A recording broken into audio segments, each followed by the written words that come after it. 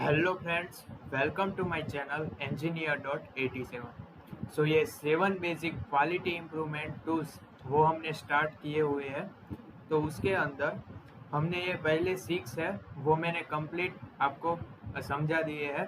तो अगर वो पहले 6 वीडियो आपने नहीं देखे हैं तो उसकी लिंक मैं आई बटन और डिस्क्रिप्शन में दे रहा हूँ, तो वहाँ पे जाके आप देख सकते हैं। तो आज हम बात करने वाले हैं ये 7 नंबर टूल कंट्रोल चार्ट। सो मैं आपको डीप में कंट्रोल चार्ट के बारे में सिखाने वाला हूँ विथ मिनीटैप सॉफ्टवेयर।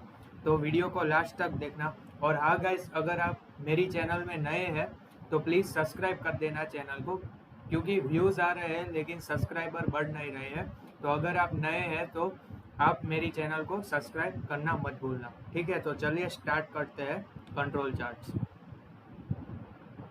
सो पहले मैं इंट्रोडक्शन कहूँगा कंट्रोल चार्ट का, और फिर हम मिनीटैप सॉफ्टवेयर भी सीखने वाले हैं। So control chart, yes. तो इंट्रोडक्शन पहले देखते हैं। तो control chart is also known as Shewhart control chart, okay. क्योंकि ये जो इंट्रोड्यूस किया था और डेवलप किया था किसने? वॉल्टर ए स्यूआर्ट ने। सो इसीलिए इसको स्यूआर्ट कंट्रोल चार्ट भी कहते हैं। और 1920s में इसको वॉल्टर ए स्यूआर्ट ने डेवलप किया था। तो this is introduction. And control chart are used to study the production process, okay. तो इंडस्ट्री कंपनी के अंदर कोई प्रोडक्शन प्रोसेस हो रहा है, ठीक है, तो उसका आपको स्टडी करना है, तो इसके लिए कंट्रोल चार्ट्स हम यूज करते हैं। And the main aim of control chart is to prevent the defect in process, ठीक है। कोई प्रोसेस हो रही है, कोई प्रोडक्ट बन के आ रही है कंपनी में, तो आपको अगर जो डिफेक्ट्स है वो कम करनी है, उसको प्रिवेंट करना है, तो कंट्रोल चार्ट्स के थ्रू आप वो जो डिफेक्ट है उसको प्रिवेंट कर सकते हैं। और बेसिकली ये कंट्रोल चार्ट हम ये देखने के लिए यूज़ करते हैं इंडस्ट्री में कि हमारी जो प्रोसेस हो रही है कंपनी के अंदर, वो प्रोसेस हमारी कंट्रोल में है कि कंट्रोल में नहीं है, वो अगर हमें देखना है तो हम कंट्रोल चार्ट का यूज़ करेंगे। तो पहले हम बात करते हैं कि graph pattern of control charts. तो देखिए, बहुत सारी ग्राफ पैटर्न्स आती है कंट्रोल चार्ट्स के अंदर। तो एक एक करके मैं अब आगे आपको समझाऊंगा कि कौन सी डिफरेंट टाइप की पैटर्न्स आती है। तो पहली है chance pattern, okay. So this is a chance pattern of variation. So पहले मैं कंट्रोल चार्ट में कौन से टर्म आते हैं वो मैं आपको समझाऊंगा। तो देखिए, कंट्रोल चार्ट में पहले तो एक सेंटर लाइन आती है, ठीक है। तो वहाँ पे हमारा मेन टारगेट होता है कि फिक्स हमारा टारगेट क्या होगा, वो हम सेंटर लाइन के थ्रू हम डेनोट करते हैं। और दूसरा आता है अपर कंट्रोल लिमिट, और तीसरा है लोअर कंट्रोल लिमिट। और ये तीनों के लिमिट के अंदर हम ग्राफ को ड्रॉ करते हैं, ठीक है। तो ये basically one type of tolerance है कि इसके ऊपर हमारी लिमिट नहीं जानी चाहिए और इसके नीचे हमारी लिमिट्स नहीं जानी चाहिए। तो चांस पैटर्न में क्या होता है कि यहाँ आप देख सकते हैं ग्राफ में से कि सारे जो पॉइंट है वो यहाँ आपको दिख रहा होगा सेंट्रल लाइन के नज़दीक है, ठीक है। सारे पॉइंट्स है वो यहाँ सेंट्रल लाइन के नज़दीक है, और कोई भी पॉइंट हमारा अपर कंट्रोल लिमिट के बाहर या तो लोअर कंट्रोल लिमिट के बाहर नहीं है, ठीक है। सो ये हो गया हमारा chance pattern of variation, okay. Now next बात करते हैं अननेचुरल और assignable chaos pattern of variation, okay. तो ये जो पैटर्न है चांस पैटर्न, उसको नेचुरल पैटर्न ऑफ वेरिएशन भी कहते हैं।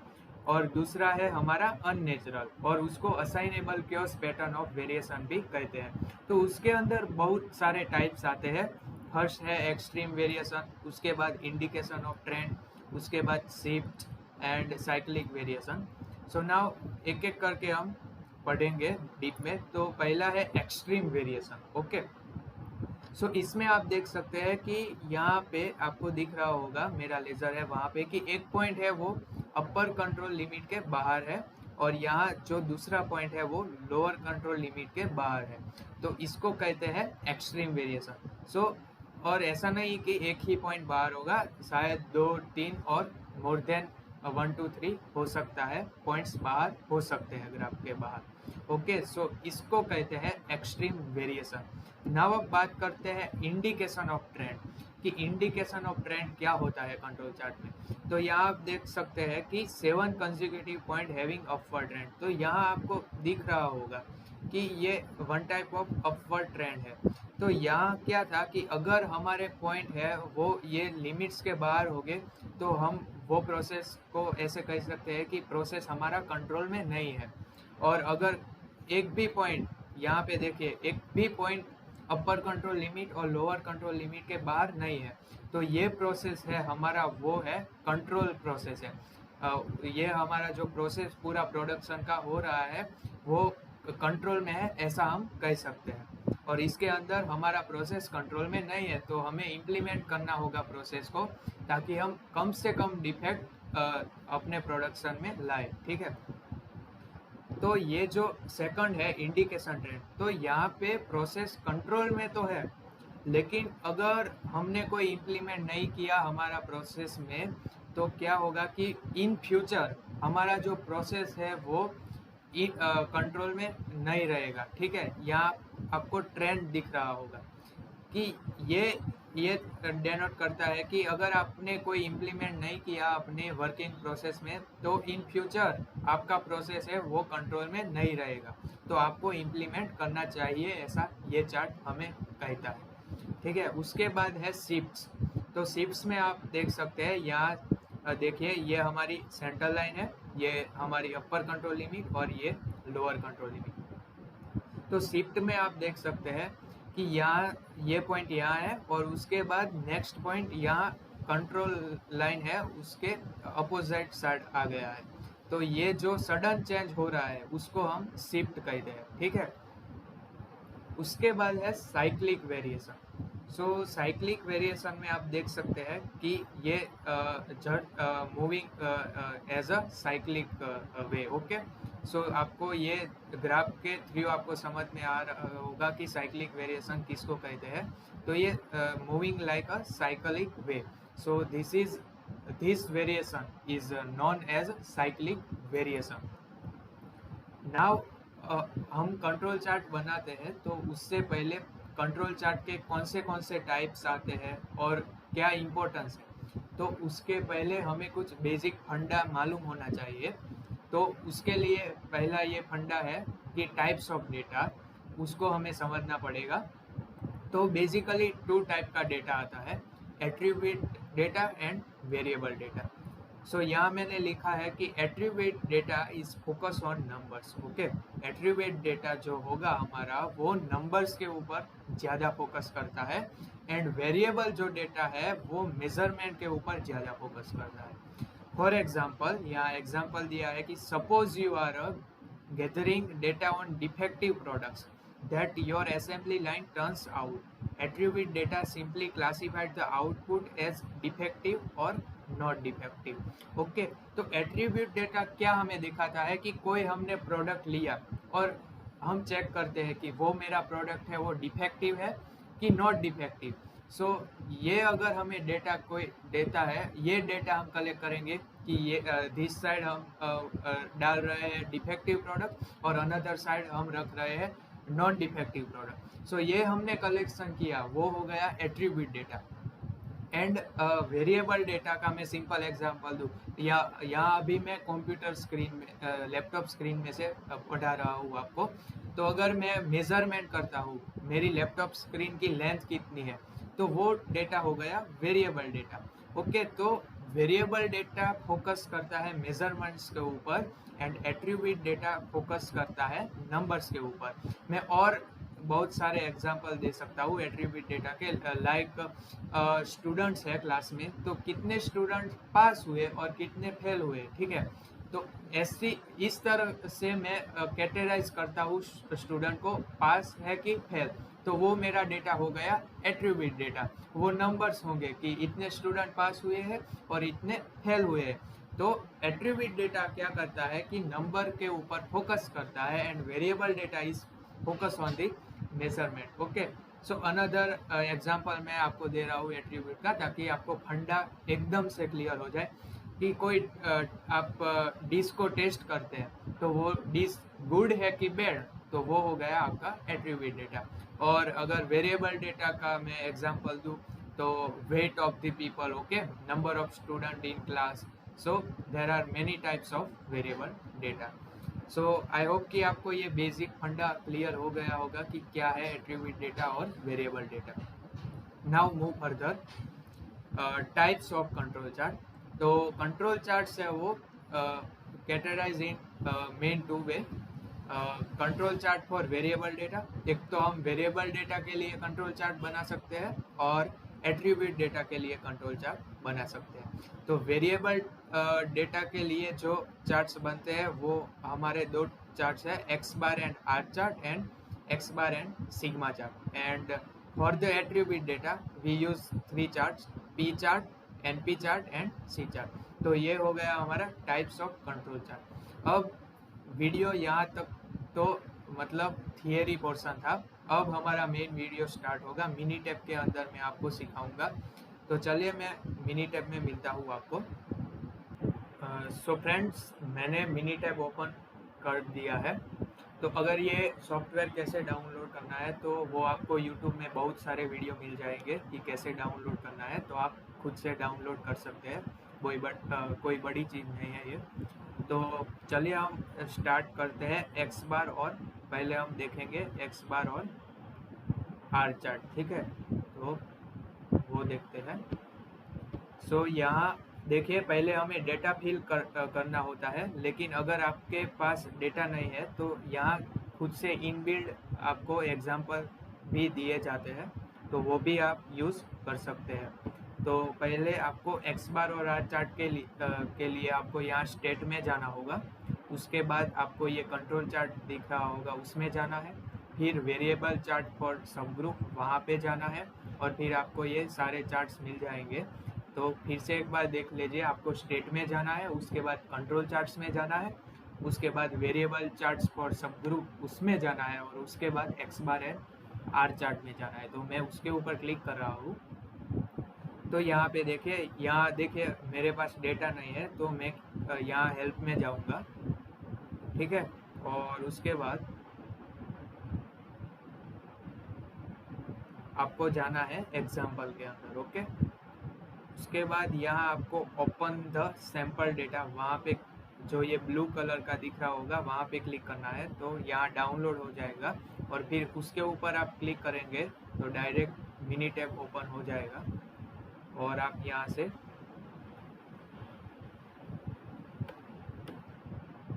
डेटा को ऑटोमेटिकली फिल कर सकते हैं, ठीक है। सो ये एग्जाम्पल है मशीन 1, 2 एंड 3। तो आपको एग्जाम्पल पढ़ना है तो आप फिर से यहाँ से ओपन करेंगे अपना क्रोम,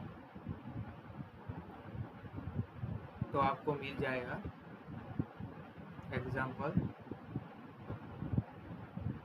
सो देखिए, यहाँ example of X bar and R chart दिया गया है। A quality engineer at an automotive parts plant monitor the length of camshaft. तो कोई एक कंपनी है, वो कैमशाफ्ट बना रही है, और क्वालिटी इंजीनियर ने क्या किया कि वो सारे कैमशाफ्ट है उसकी लेंथ वो मेज़र कर रहा है। 3 मशीन है जो कैमशाफ्ट बनाते हैं, एंड 3 शिफ्ट ईच डे।